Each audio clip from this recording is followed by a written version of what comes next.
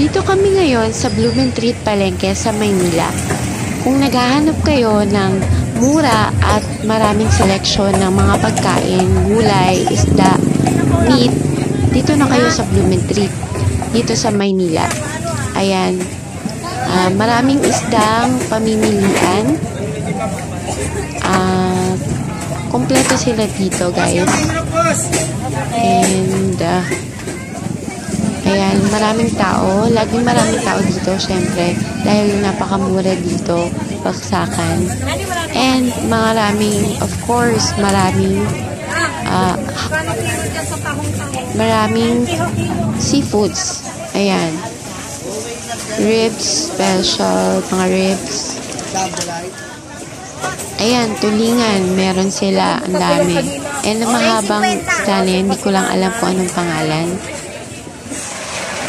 Ayan, ang daming pork chop or riblets. Kompletong-kompleto. Ayan, sobrang sipag ni na kuya dito.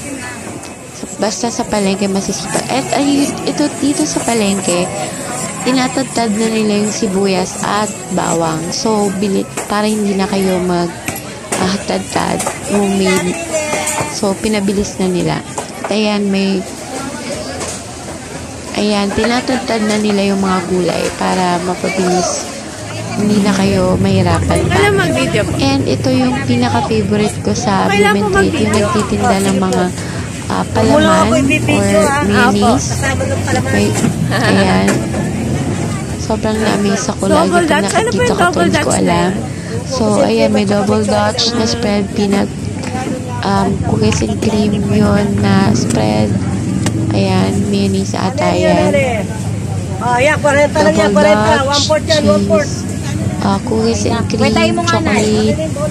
Then, labas ka nga ate, para... Sorry. Ano ba yung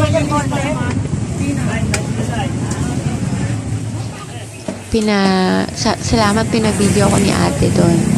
And then yan, mga gulay.